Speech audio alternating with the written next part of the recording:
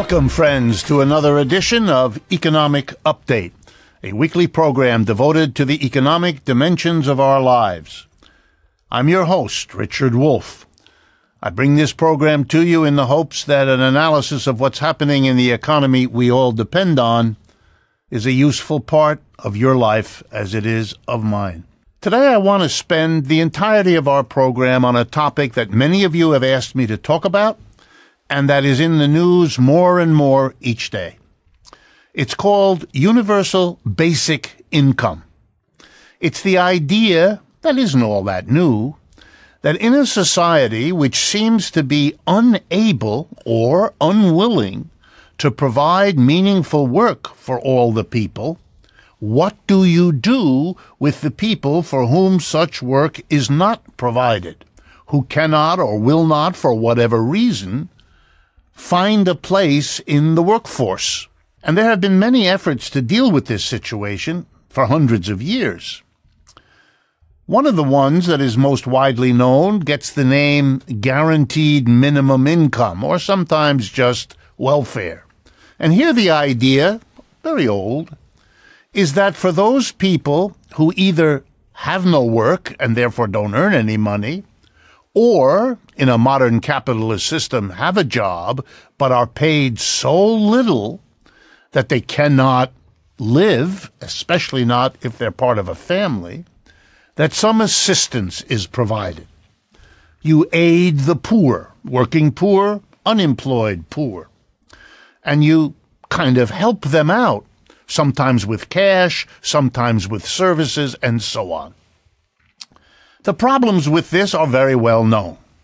Just to mention them. 1, it creates a split in the society between those who earn their living by working, and that's all that they can earn is by working, and that's all their income, and those who have either part or all of their income without working. Wow. What this does is develop jealousies, envies, tensions, and bitternesses, often between people so different in modern society as that.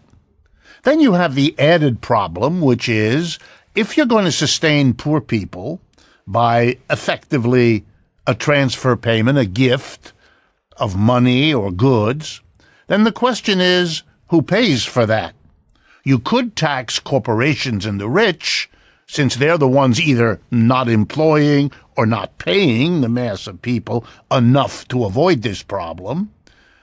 But typically, the corporations and the rich don't want to pay for the sustenance of the poor, and so they shift the burden onto the mass of workers. Now you get that famous situation in which particularly right-wing politicians can go after that situation, telling the people who have a job that they're paying taxes to support people who earn an income without working, so you can play on the tension between these two. Of course, the proper response would have been, if you don't want to be a worker who pays for the unemployed or the poor, then make sure the people who are most responsible for their being unemployed and poor pay for it. In other words, the issue is the burden of taxation, not the existence of it. Well, this kind of tension, which has dogged welfare systems from day one, has led to this other idea called the universal basic income. And here's how it's different. In this idea, you don't give poor people money because they're poor, because they have no job, or they're paid so little for their work. Instead, you give everyone a flat lump sum of money. A universal basic income. Could be in kind, but mostly these ideas are about money. And the idea here is you're not going to set up tension because everybody gets it. Everybody gets it equally, by the way, is this idea. Not some more, some less. No, everybody gets a basic amount of money, and they get that because they're a citizen. They get that because they're a person in the community. Some people seem to think that this is a radical new idea. It isn't very radical, and it is certainly not new. It has been tried in a variety of countries at a variety of times. There was a recent experiment in Finland that has got quite a bit of attention in recent months. But in actuality, and I found this remarkable in preparing this program, the biggest and best and longest modern example is right here in the United States, although it appears that many Americans are not aware of it. Here's what I'm talking about. In 1982, the state of Alaska made a decision to do something which it has done ever since. So we're talking almost 40 years of experience.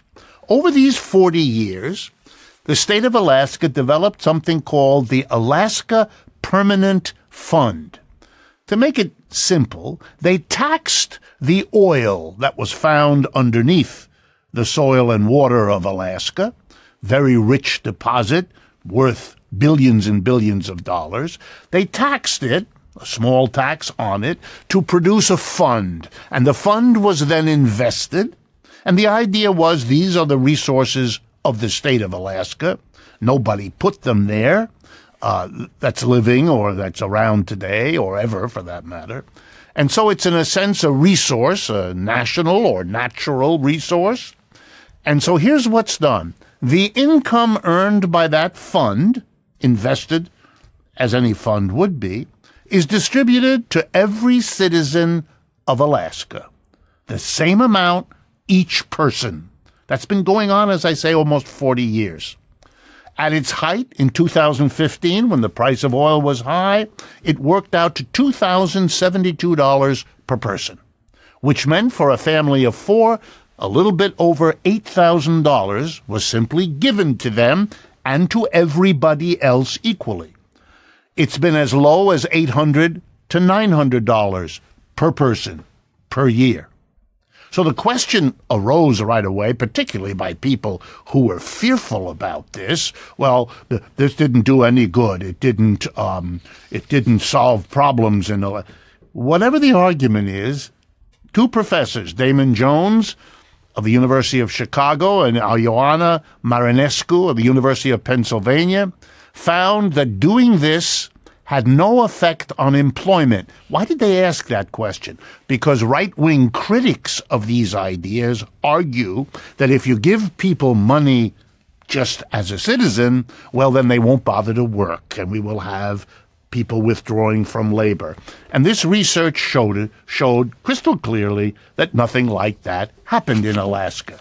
You gave people money, they didn't stop working or reduce their work commitment at all. What are the arguments for this?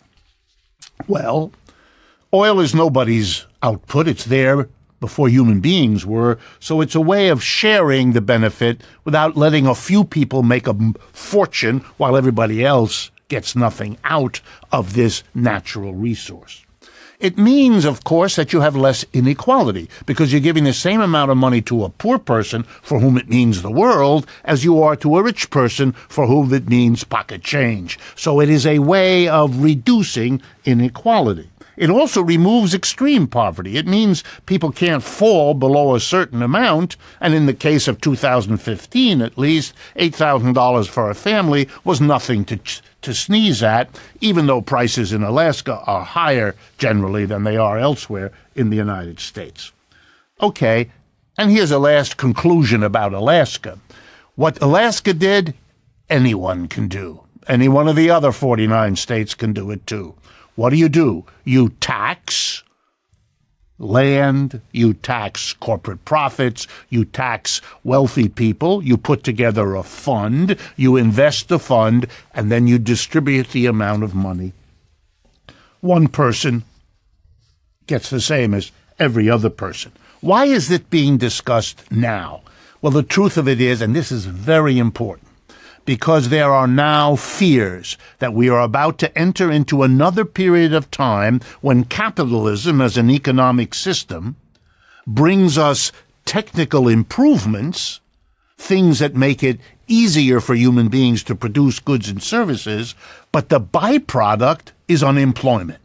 Today, the most fanciful ideas are raised that artificial intelligence and the computer and robots, you put all that together, And there have been estimates that something like 47% of jobs that exist today will not be there 10 or 20 years from now because they will have been automated out of existence. The way computers automated lots of jobs, the way machines automated lots of jobs, and so on. And the great fear is that capitalism is a system that seems to accompany technological advance with plunging masses of people into unemployment, which, by the way, is a profound criticism of capitalism.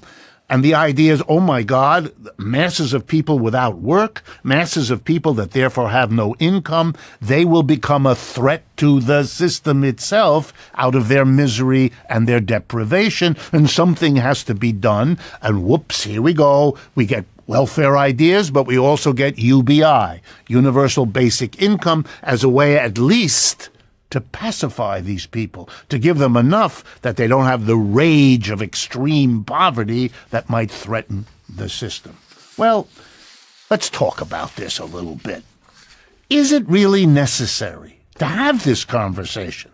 Whatever you think about the goods or bads of doing something like this, here's a fundamental question. Do we have to have a system, an economic system, in which the good thing, technological advance, being able, with less effort by human beings, to produce as much or more than used to take much more effort? When we have technical change and we can make human beings more productive, meaning that we don't have to put as much time and trouble and toil and effort and sweat into producing the goods that we need to consume, is there a way to take advantage of that that doesn't throw large numbers of people out of work and in a way make them expendable, throw them out of the economic system so that we're worried about them, hopefully on the humanitarian basis? My goodness, technological advance through no fault of theirs plunges them into unemployment, seems on the face of it immoral, unethical, and unfair. And if on top of it we say that it's inevitable, that somehow if we're going to have progress, well, this is the price we pay, it leads us to ask a question which I hope is in all of your minds. Could we not have an economic system that was able to capture the benefits of technological change, that was devoted and interested in finding productivity increases, but that didn't have to accompany that good thing with a really bad one, namely the kinds of unemployment, the kinds of deprivation, the kinds of poverty that lead human beings, well-intentioned human beings, to think about welfare and to think about a universal basic income? In the second half of today's program, we're going to answer that question. We're going to analyze what it is about capitalism that produces this sad unemployment, poverty, alongside the positive of productivity increase, and how we get there. We will be right back. I would like to take a brief moment to tell you about my latest book. It's called Understanding Marxism. Marx was a social critic who identified capitalism as not an end of human history, but rather merely the latest phase of human history, which, as we now see, needs a transition to something better. You can get your copy of Understanding Marxism today by simply going to lulu.com, that's LULU.com, and searching for Understanding Marxism by me, Richard D. Wolff. We are also very proud that this book is the first one published by our group, Democracy at Work, and we're proud to be able to bring it to you at this time. Welcome back, friends, to the second half of today's Economic Update. This is a program devoted to an in-depth analysis of the Universal Basic Income proposition. Once again, the notion that a better way to deal with inequality in our system, a better way to deal with the mass of people who don't have an income because they have no job and have run out of unemployment benefits if they were entitled to them, or the people who have a job, the working poor, but are paid so little that they really have a hard time making ends meet on a basic level. And we have millions of those people in the United States, and we always have. To deal with that, this universal basic income idea is give everybody a cash outlay. And in the first half of today's program, we talked about how Alaska has been doing that since 1982, quite successfully, in the sense that it is widely supported by the people of Alaska, and no major politician has dared propose its elimination. And I pointed out that, of course, this could be done anywhere, that the money could be raised by taxing wealth, by taxing the corporations, by taxing the rich, and that could assemble the money, just like they did in Alaska, to provide for the fund to be invested and to earn income which could then be distributed to everyone exactly the way Alaska does with the Alaska Development Fund. But in this part of the program, I want to do the analysis. What has happened to create the problem?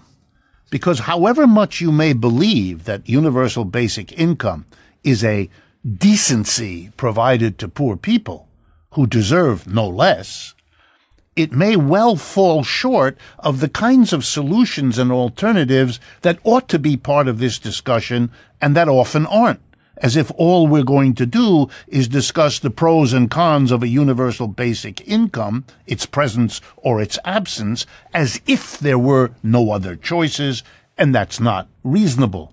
I like to give the metaphor that if someone accosted you on the street and said, I'm going to give you free choice, I'm either going to stab you to take your money, or I'm going to shoot you to take your money, but it's your free choice, you wouldn't be excited about the freedom of choice because you don't want that choice. You don't accept those as the only alternatives that you are to choose between. And I want to make that case in terms of yes or no for universal basic income. So let's begin with the basic reality. Back in 1950, something on the order of 35%, over a third of Americans were working either on the farm or in the factory. They were doing what we call agricultural or manufacturing work. It took more than a third of us to produce the goods that we all needed to consume.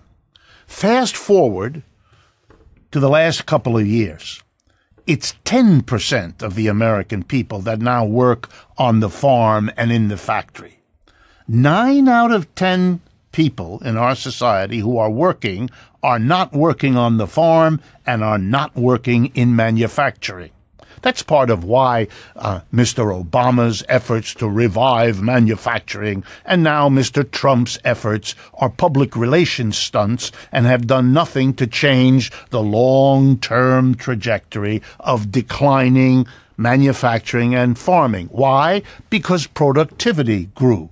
We developed technologically the way to have fewer and fewer people producing more and more things. And so what happened? And here comes the crux of it. In a capitalist system, the capitalist, the employer, has the following incentive. If a new machine comes along, whether it's a combine on the land or a new computer-aided machine in the factory, the employer sees, oh my goodness, I have a chance at making more profit. And what the employer does is fire. Let's use a simple example. Let's suppose a machine comes along that makes all workers twice as productive as they were before. So instead of 100 workers, you only need 50 to produce exactly the same amount of output. Whether that's tomatoes or whether that's cell phones, it doesn't really matter.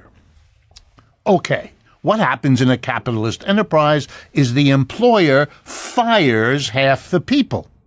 He doesn't need them. He can produce just as much. We'll keep our example simple. He can produce just as much output with half the workers that before took twice as many workers. So he fires half his workers. He sells the same amount of goods, because half the workers produce that, sells it for the same price. We're going to keep our examples simple, gets the same revenue as he did before, uses the same proportion of it before to replace the tools, equipment, and raw materials he used up, and now pays his workers. But now he needs only half as much because he has half as many workers. So he gives the half that's left the wages they've gotten before, same wages, everything's the same, and we're done. But his profits have gone way up because the money he doesn't have to give to half his wages, he keeps for himself. He produced the same amount of goods, sold them for the same price, got the same revenue, but had half the wage bill, and so his profits went up. He is smiling all the way to the bank where he deposits his profits. What happens to the half of his workers he laid off? They have no job. They just lost their job because of a machine that was invented. By the way, just a little footnote, that's one of the reasons working people are very skeptical about productivity improvements. That's not because they don't like progress, but because progress threatens them in this very practical way, because they get unemployed. And what's going to happen to them? Well, if they're lucky, they'll go find another job. But they may have to work for less money to find a job, particularly if they have no savings and have to find a job quickly. You can understand that. Many of them end up finding a temporary job or a job at considerably lower pay. That may mean that they have to ask, if they're a man, for their wife to go to work if she hasn't already done so. They may need their teenagers to work on the weekend. They may need the elderly to come back out of a retirement if they even had one to enjoy. You can see the problems, and if they don't find a job, or if the job they find is low wage, they become the poor. Progress in productivity renders people poor, who then become recipients of welfare or the very people pointed to as the reason for a universal basic income. Is there an alternative to this story with its good news about productivity and efficiency and its bad news about the human cost? And the answer is, you bet there's an alternative. And really, if I had to summarize the goal of today's program, it's to make sure that alternative is in your minds and therefore part of the conversation in this country as we face the next wave of progress in productivity. So here's the alternative. Suppose again the same example. An employer, 100 workers, a machine comes along that makes all workers twice as productive as they were before. Only now the story changes. Instead of the employer firing half the workers for all the reasons we just went through, that isn't the solution. Here's the alternative. Every worker keeps his or her job and works half as many hours per day. Let's go through it. Instead of 8 hours, 4. If you work only 4 hours with a machine that's twice as productive, you'll produce just as much as you did before. You're working a half day, not a full day. Same number of goods produced. The employer sells them, make it simple, at the same price, pulls in the same revenue, pays the workers the same wage he paid them before, even though they're only working half time, and he keeps the same profit he had before. Because everything's the same. The revenue's the same, replacing the tools, equipment, and raw materials is the same, the wages are the same, and so the profits are the same. Well, what has happened here? What has happened here is we've had a technical improvement. We have now machines twice as effective as before. And who has gained from that? The workers have gained.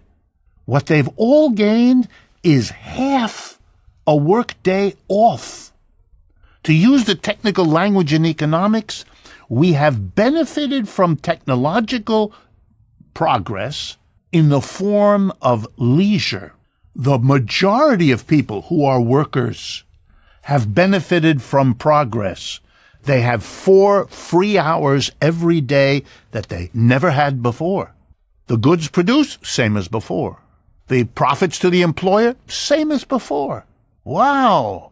The benefit of productivity going in the form of leisure to the majority of people versus the benefit of productivity going to a small minority, the owners and top executives of the company, in the form of profit. Now let me ask you, if there were a democratic choice, The majority, being workers, you can bet, would use productivity to produce leisure for themselves rather than profits for the minority.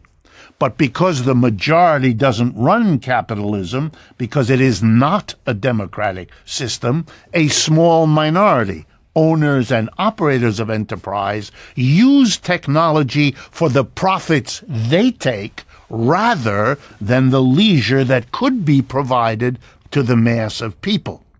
And let me talk a little bit about that alternative that shows up too infrequently in public discussions. If you cut everybody's work hours, you're not dividing society between those who work and those who don't. All those tensions disappear. Everybody works. Long ago, if we didn't have capitalism, we would have understood that the way you handle productivity on the farm, in the factory, in the office, you name it, is if it's more productive, let's all work fewer hours. Then we don't divide ourselves into those who keep the job and those who lose it. There being no real fairness in that anyway. And it's much less socially divisive. It's much less likely to explode. It doesn't give right-wing politicians an opportunity to play different groups of workers off against each other. It is a more democratic, fairer, and better way to use productivity gains. And a little final point. If all the workers understood that every improvement in productivity enhanced their leisure, the time they would have to be with their family, to be with their friends, to develop their cultural, hobby, sports interests, if they understood that, they would all be pushing for productivity increases. We don't have that now. Why? Because every worker who sees an improvement in technology worries in the back of his or her mind, if we have that, if we have the new machine, the new way, the new saving, the new efficiency, will my job be removed? Will I be the one required with my family to pay the price that capitalism extracts from technical progress? My guess, we'd have much more improvements in productivity if everybody was on the same page as gaining from it. Every worker would get more leisure. The capitalist would not lose any profit. What an arrangement. There is no excuse, neither moral, nor ethical, nor democratic, nor logical, to continue with a capitalist system that so badly uses and abuses technical change as the one we have. Worker co-ops would be institutions that would institutionalize using productivity for leisure and not for the profits of a few. That needs to be part of the discourse and the discussion of universal basic income. Thank you for your attention, and I look forward to speaking with you again next week.